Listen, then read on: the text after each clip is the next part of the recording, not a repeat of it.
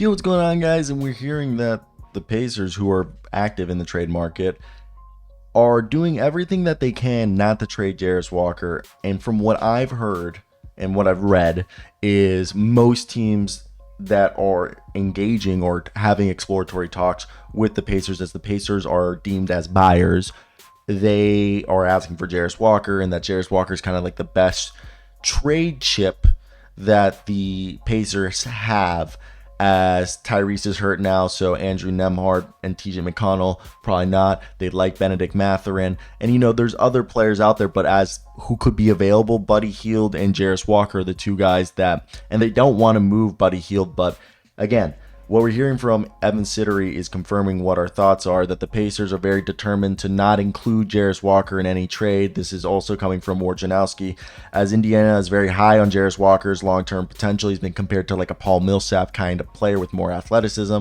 and other teams around the league are very interested in him. In a potential Pascal Siakam trade, the Pacers would more than likely have to give up Walker, and that has been a key sticking point in negotiations. However, I do think if we look at the current situation of the NBA, I want to know your guys' thoughts.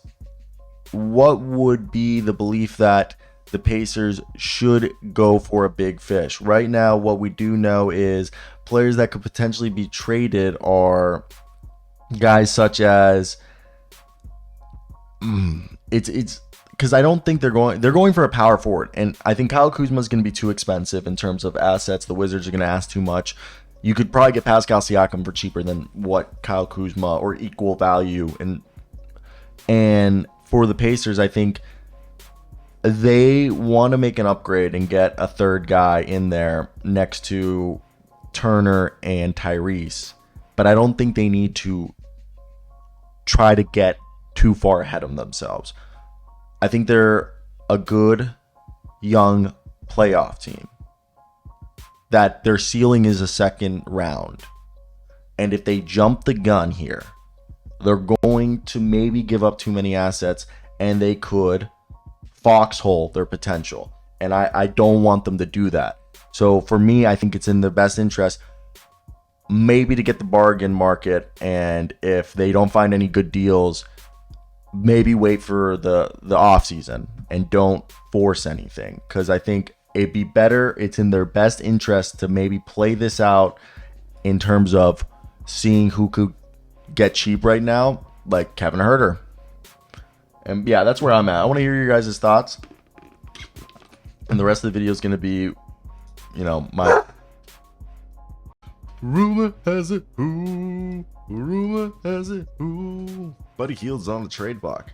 Feels like we've known for a while that Buddy Hield could be traded, but at this point, Buddy Hield's one of the greatest shooters in the world. So far this season, Buddy Hield's averaging 13 points, which is down from 17, but he's also playing his least amount of minutes since 2017-2018, which was his third season, and that's also when he averaged like 13 points a night. He's shooting 44% from the field, 38 from three, which is down from his career 40%. 3.5 rebounds, 2.5 assists. He's a guy who has career averages of 30 minutes a night, 16 points, 43.4% from the field, 40% from three, 4.5 rebounds, 2.5 assists a game. What do you get with Buddy Hield? You get the 6'5", natural-born firepower sniper. Literally one of the most reliable three-point shooters in the league. Will not ever be shook. His confidence is always there. He can finish in transition. He can, put the rock on the floor and be a secondary playmaker. He's not the best at getting his own shot, but he's an Iron Man, barely misses games, and the only problem with him is he's a liability on defense. But a team that needs three-point shooting, okay, like if you look at team stats, the NBA team three-point percentage, I want to say the worst teams in the league right now are, let's see, worst three-point shooting teams in the league currently. San Antonio Spurs could use a Buddy Hield. Detroit Pistons, Utah Jazz, Los Angeles Lakers, Washington Wizards, Portland Trailblazers, Cleveland Cavaliers, Chicago Bulls, Atlanta Hawks, Brooklyn Nets. Really, the Hawks and the Nets, probably not, but the Bulls could use Buddy Hield, and they could give up like Io DeSumo and Pat Will, and they probably could get him, in my opinion. Cleveland would love him, okay, and they would. That one's a little tougher, a little harder to get, but Utah, they have the pieces to do it. The Pistons have the pieces. The Spurs, those are all teams that I think could easily eat that deal. What are your guys' thoughts? Yo, what's going on, guys? And today we're talking about Michael Scotto's report about Buddy Hield and TJ McConnell. So what we're hearing is similar to when Miles Turner was entering a contract season and was coveted by teams. The Indiana Pacers wanted to keep him, and similarly, they want to keep Buddy Hield, and they have an extremely high asking price for teams interested in him. 5 NBA executives who spoke with Hoops Hype said it would take a first-round pick and a rotational player for Buddy Hield. If the player is someone Indiana likes, the pick doesn't have to be as strong, and vice versa. Buddy Hield's on an expiring $19.28 million deal and has been on an absolute tear since returning to the starting lineup. PJ point guard TJ McConnell is another league rival executive seeking help in the backcourt. As they monitor that, McConnell's on the books for $8.7 million this season, and $5.5 million of his $9.3 million contract is guaranteed next year, and he's a team that the Suns really want. Buddy Hield on the year is averaging 13.5 points, 45% from the field, 40% from three rebounds, 3 assists a game. All right. And over the last 5 games, he's been absolutely closer to a 20-point scorer. While TJ McConnell this year, who TJ, we will admit, over the last few seasons, hasn't, he's missed a handful of games every year.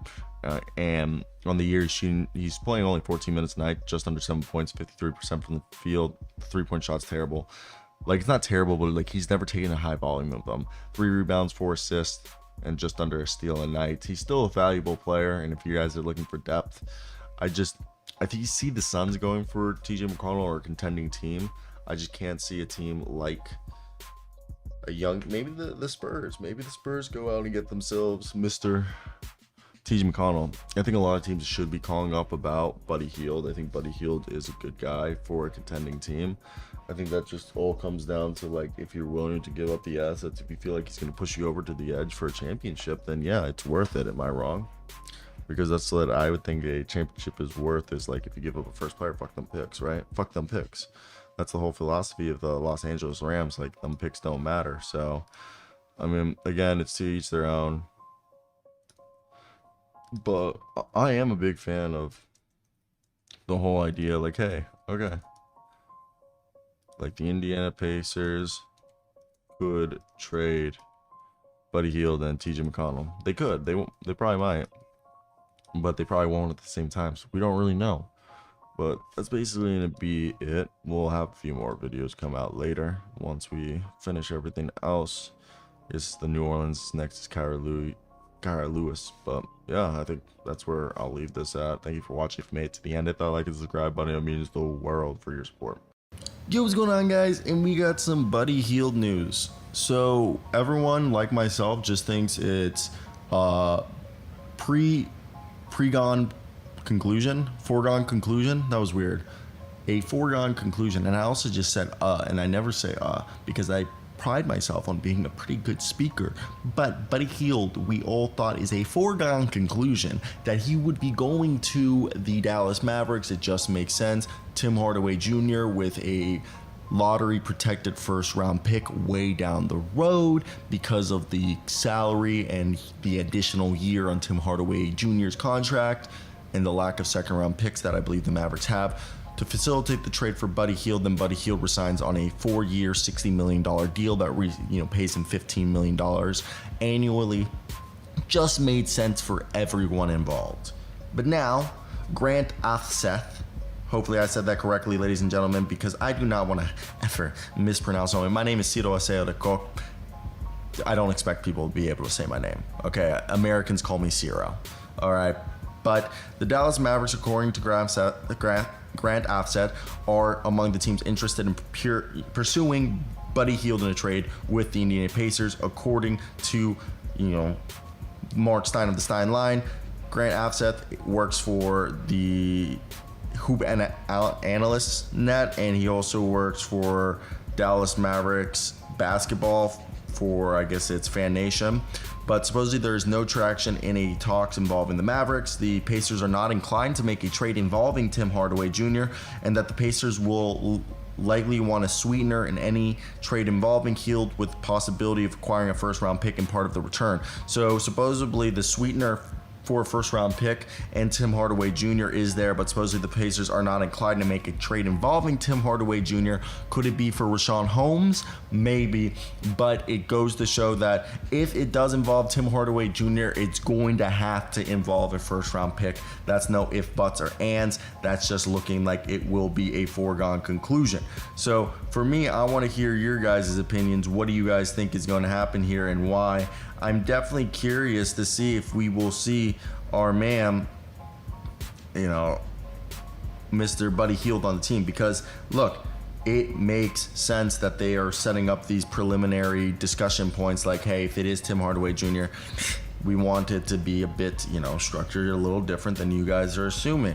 It's not going to be as easy as Tim Hardaway Jr. and a bunch of second-round picks, or Tim Hardaway Jr. and, a heavily protected pick. Maybe we want it to be top 5 pick, and I don't argue. This is kind of the diplomacy that goes into a NBA trade. And if you look at the Dallas Mavericks and you're like, okay, maybe can they do a different trade? Can they facilitate this without Tim Hardaway Jr.? Yes, it would have to be Richaun Holmes or Maxi Kleber. I do not believe Maxi Kleber would be the guy. They really like him. He's a good defender. Now, Richaun Holmes would have to be the guy, and then they would have to probably, at that point, use...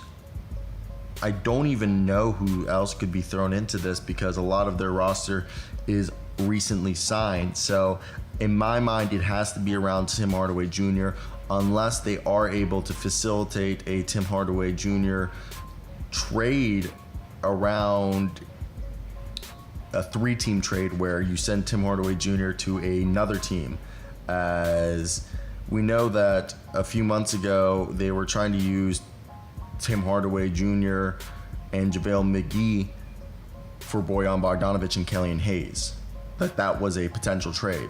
So unless they are able to revisit that trade where they send Bojan Bogdanovic to the Pacers and they send Tim Hardaway Jr. and maybe, I don't even know how this would be done if they were trying to facilitate something along those lines, because it just makes my head hurt. But you get the idea that I was trying to make there. I'd like to hear your guys' thoughts, but that's it from me.